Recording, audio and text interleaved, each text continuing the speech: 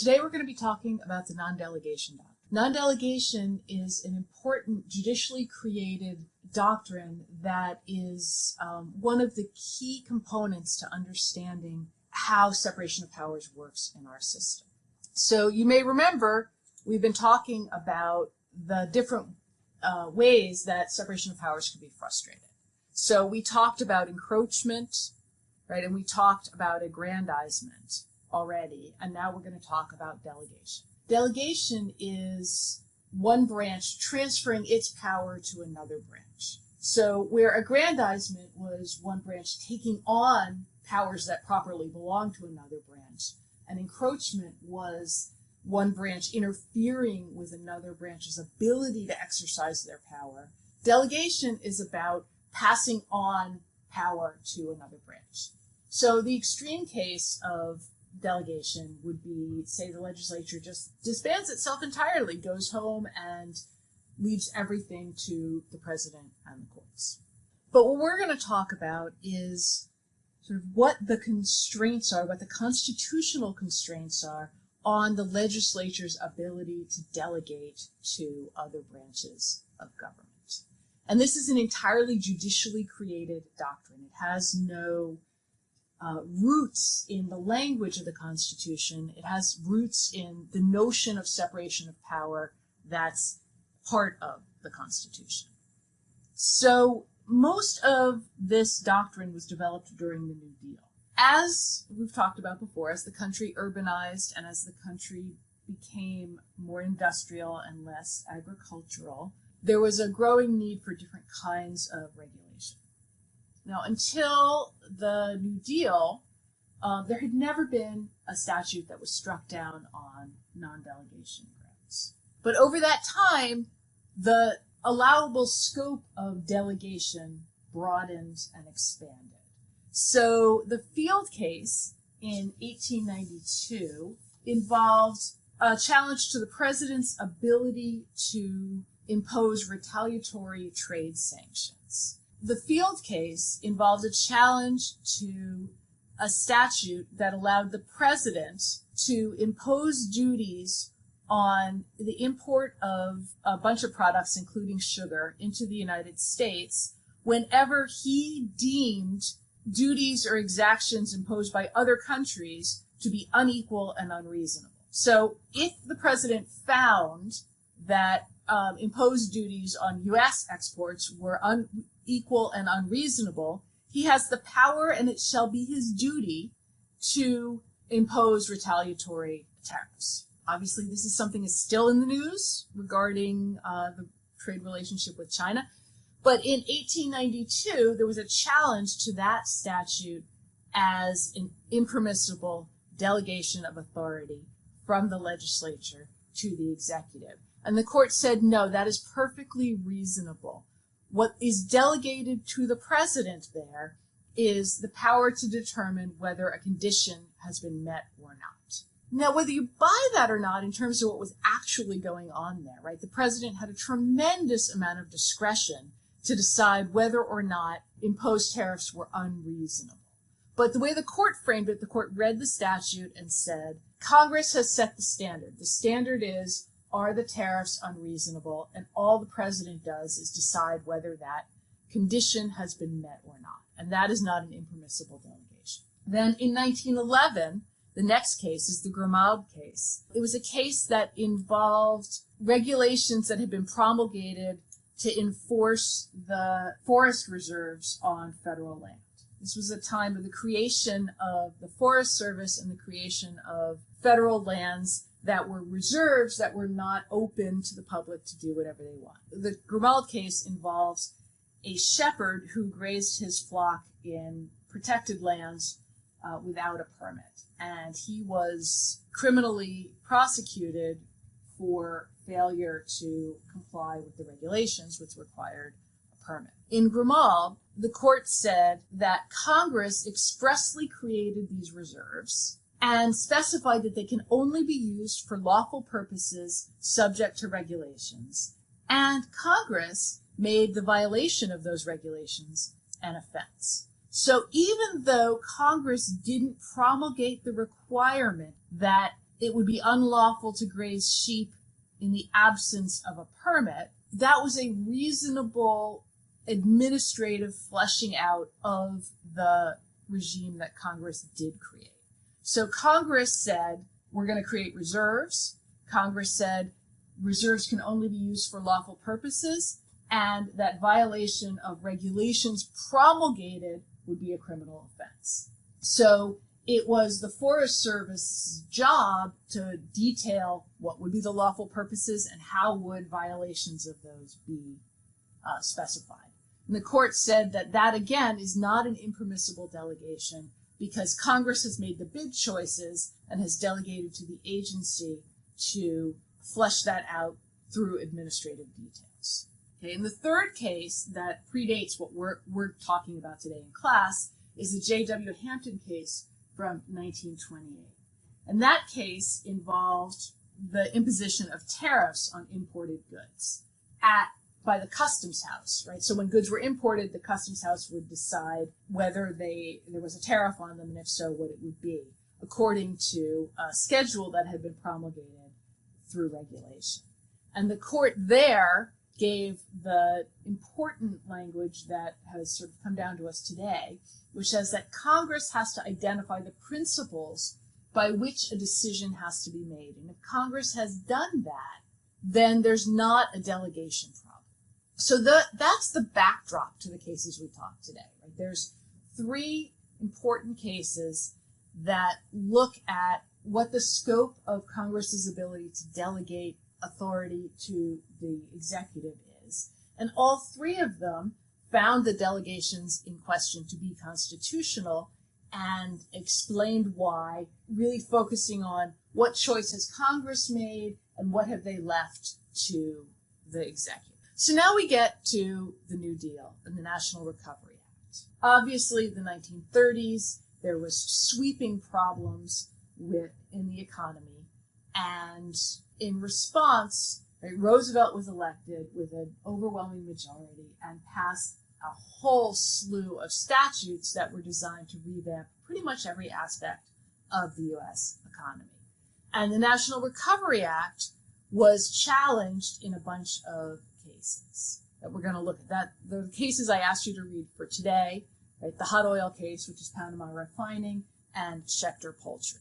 Important thing to know about Panama Refining and Schechter Poultry is that those are the only two cases in which the Supreme Court has struck down a duly promulgated statute on non-delegation grounds. So let's talk about the hot oil case. In 1935, this was the first of a series of rulings overturning key elements of the New Deal.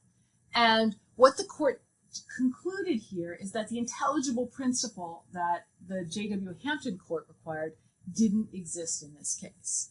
So Section 9 of the National Industrial Recovery Act prohibited interstate sale of oil that exceeded production quotas that were imposed by the states, quote, when the president deemed such a ban to be desirable, unquote. Basically, the president got to decide when shipments of oil that had been produced in violation of a state quota would be a federal crime. So the court overturns this statute, saying that Congress has declared no policy, established no standard, and laid down no rule. The concern here is that Congress defined no criteria for the application of the proposed restriction and offered no outer parameters for the president's discretion. So the court, the majority, said there's really no way to tell whether the president has exceeded the authority that was delegated. My slide says Brandeis dissented, but it should say Cardozo dissented, so my apologies for that. In his dissent, Justice Cardozo invokes the notion of canalized discretion, right? He says that the Panama Refining Company, the hot oil case, that Section 9 of the National Industrial Recovery Act had canalized the discretion. It's perhaps not the metaphor that we would use today, but at the time, canals were the it thing in technology.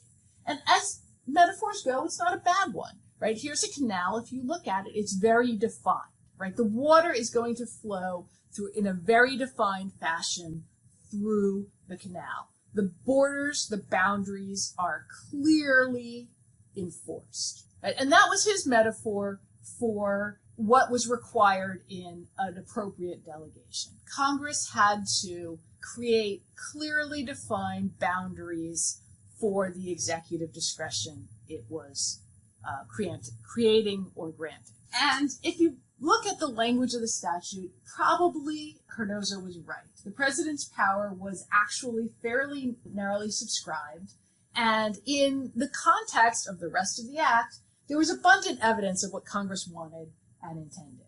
But we also, at the time, had a court that was extremely hostile to the New Deal. Right? This is a Lochner-era court, and it is definitely hostile to the changes that the New Deal is sweeping in.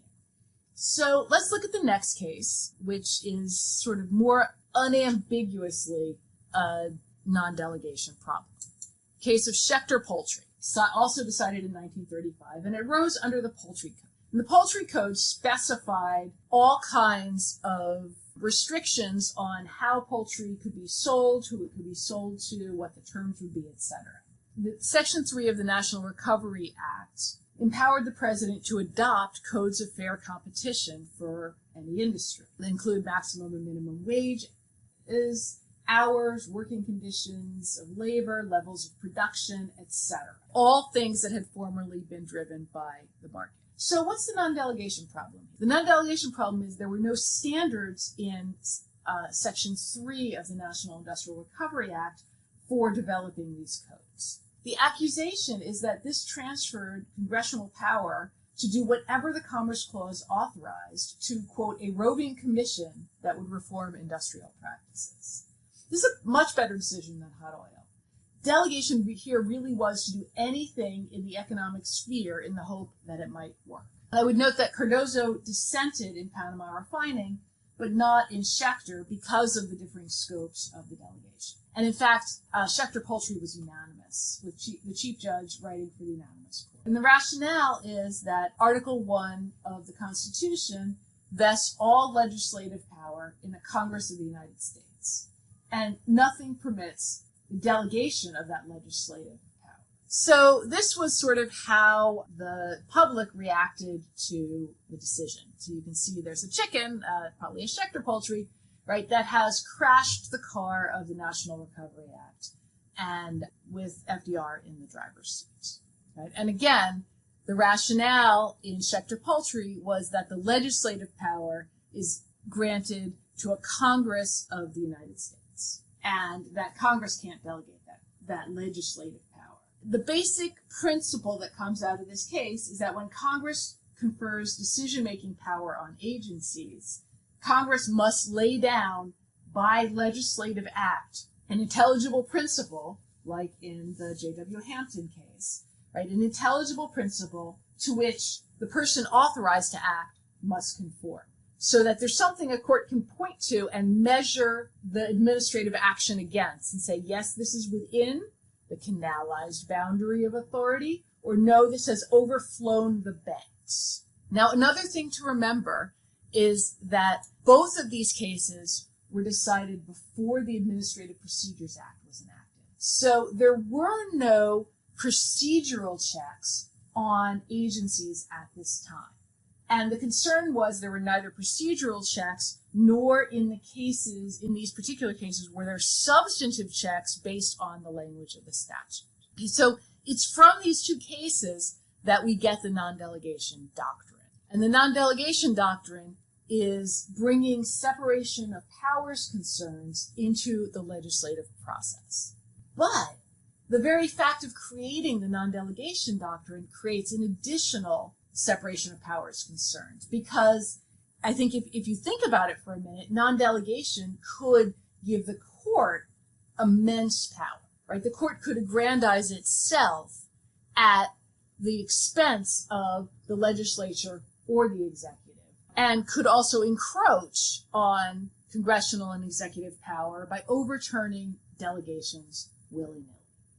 And all in this class, all of the other uses of judicial power we have looked at have been about focusing on challenges to agency actions under statutes. Is this a permissible agency action in terms of the procedures the agency has used, or in terms of the substance of what the agency has done? Non-delegation, however, looks at the scope of the power that Congress has delegated to an agency. President Roosevelt was not thrilled with these decisions. And so after these decisions, how do we have agencies at all? You could see, I think, how courts could use this power widely. And yet we have a whole bunch of statutes where the court has directed, say, the Federal Communications Commission to regulate in the public interest. And we still have that. So clearly, the non-delegation doctrine was contained. And where this came out was in Supreme Court appointments. You may have heard the phrase, a switch in time saves 9. So I'm going to explain to you what that means. And you may have already talked about it in constructs, but in case you haven't, I'm going to walk you through it. So just to remind you, the judicial power of the United States is vested in the Supreme Court, right? And it was the Supreme Court that was exercising that judicial power as interpreted in Marbury versus Madison to assess the constitutionality of statutory enactments. And it's the president who has the power to nominate judges to the Supreme Court, and Congress has the power to advise and consent in that process. And then we talked about that in the context of the encroachment that occurred with the Garland nomination. We might come back to that at the end. But the reason that we have 9 justices on the Supreme Court has to do with the Judiciary Act of 1869. This is the relevant language. Be it enacted by the Senate and House of Representatives of the United States of America, that the Supreme Court of the United States shall hereafter consist of the Chief Justice of the United States and 8 associate justices, any 6 of whom shall constitute a quorum. There's nothing in the Constitution that says there should be 9 judges on the Supreme Court. It comes from the Judiciary Act. So in response to the non-delegation decisions, Roosevelt proposed the Judicial Reorganization Bill of 1937. And the Judicial Reorganization Bill would have allowed the president to appoint an additional justice for each sitting justice who was 70, who'd been on the court for 10 years, and who did not retire. So this would have allowed up to 6 new justices, which gives you an idea of how old the court was at this point in time. And this was extremely controversial. It was seen as a tremendous power grab by the president, and it potentially was. So when you hear people talk about possibly expanding the Supreme Court in response to the appointments of the Trump administration, you might want to look back at the New Deal and what happened. So anyway, the reorganization bill was debated. It passed the House, and it was in the Senate. And the Democrats had a majority in the Senate, but they voted it down, ultimately. It's a long story.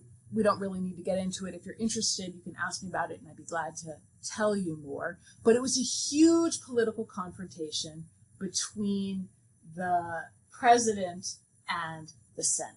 The meantime, here's what was going on the Supreme Court itself. So there was a group of 4 that were generally known as the 4 Horsemen: James Clark McReynolds, George Sutherland, Willis Vandivander, and Pierre Butler. They were opposed by the 3 Musketeers of Brandeis, Cardozo, and Stone, who were the liberal members of the court. Justice Roberts often sided with the 4 Horsemen, giving them 5 votes.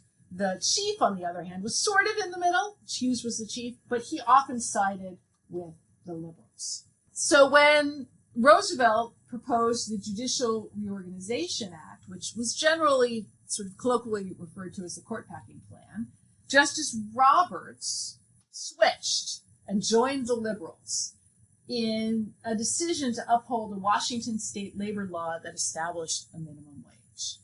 And then 1 month later, Vandivander retired and was replaced with Hugo Black, And that was the end of the Lochner era. Now, mostly these decisions, right, between the struggle between the Four Horsemen and the Three Musketeers was about the extent of the Commerce Clause. But it was also about the power to delegate to agencies and the balance of power between the legislature, the executive, and the court. What came out of this critical switch and a change in the court is the vision of the non-delegation doctrine that has survived to this day. So after these cases, courts are reluctant to overrule Congress on delegation grounds. The courts recognize the tension with having courts striking down duly enacted legislation that has been validated by both houses of Congress and signed by the president on the grounds that it delegates too much power. Right? And the court's very clear that Congress is not confined to the least possible delegation. So long as discretion is canalized, meaning there are clear limits and boundaries against which the decision of the executive implementing that law can be measured, a delegation will be permissible. So the key is there a standard against which you can measure what the agency has done to say, yes, this is in compliance with the law, or no, this is violating the law as Congress created it. Okay, so the court sort of reframes what happened in Schechter. So it emphasizes that Schechter was about the problem of a lack of standards. And so why are standards so critical? Right? Standards support, if there's standards in the statute, that supports the fiction that the legislature still has all of the legislative power and all they've delegated to the executive is the implementation. Now, the line between sort of legislating and implementing, as we've seen, is very fuzzy. But to the extent there are standards in the statute, then there's a limit on administrative discretion imposed by the legislature. And a reviewing court has something to measure what the executive has done against the legislative intent. So the court says that this satisfies the principles of checks and balances.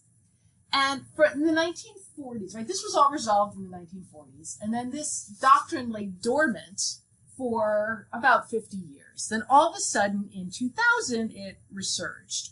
In a couple of cases in dissent, Justice Scalia and Justice Rehnquist mentioned concerns about non-delegation. And then in 2001, we get Whitman versus American Trucking. So this is a challenge to the Clean Air Act.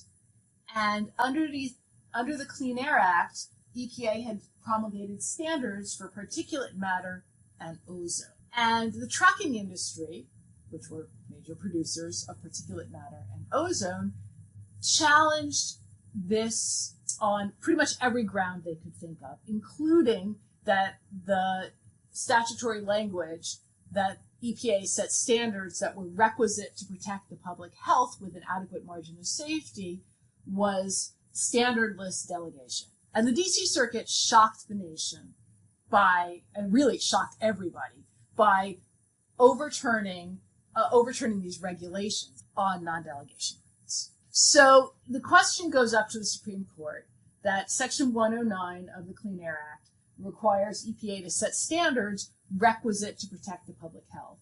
And the question is, does this delegation contain an intelligible principle sufficient to canalize discretion? It was a critical question because this was a fairly typical delegation. And if this delegation violated separation of powers, that would have reverberations throughout federal law. Now, Justice Scalia wrote the opinion and wrote that this delegation was a routine one and that it easily satisfied non-delegation.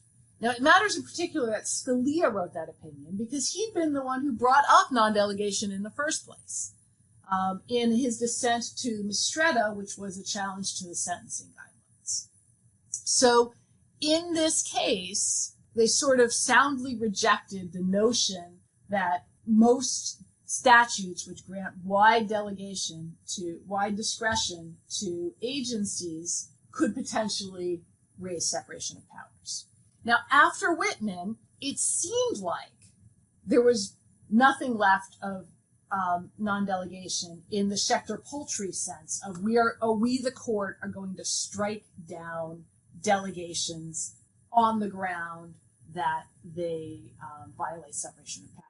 But the non-delegation doctrine is still a vibrant doctrine, and the main way we see it now is that courts construe statutes to avoid non-delegation problems. So when a court is interpreting what the scope of a statute is, they will often say, or even if they don't say, they will think in their brains, we are construing this statute to avoid a non-delegation problem.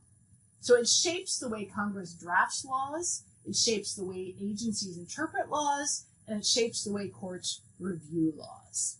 So non-delegation doctrine has tentacles throughout our system. Okay, so that was the state of the world until last year. And up until this time teaching the course, I would stop there and I would say, Whitman put this to bed. In Whitman, the Supreme Court clarified what the non-delegation doctrine means and what it doesn't. And what the Whitman version of the non-delegation doctrine is that non-delegation is a tool for interpreting statutes to avoid constitutional problems. It is not a tool for courts to strike down duly enacted statutes. But that may be changing like everything else we're talking about. So let me tell you just a little bit about a case I didn't have you read, the case of Gundy versus the United States. So Gundy is a challenge to the Sex Offender Registration and Notification Act, which requires that sex offenders convicted of certain crimes register with a national registry in various timeframes. So the statute was written to apply to people currently imprisoned for listed sex offenses and for people who are convicted after the statute is enacted. But there was a question about what should happen to people who are convicted of listed offenses before this statute was enacted. And that's what section 20193D addressed. It addressed how should this statute apply to people whose convictions predate this law.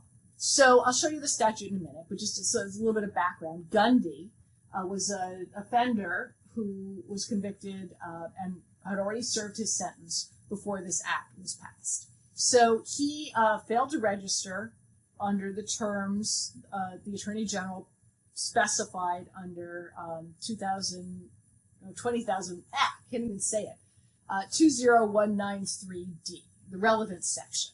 And he challenged it as an unconstitutional delegation. He challenged it in New York, in fact, and he lost at trial, and the Second Circuit rejected his non-delegation claim, and then it went up to the Supreme Court, and everybody was pretty surprised when the Supreme Court granted cert. So here's the language.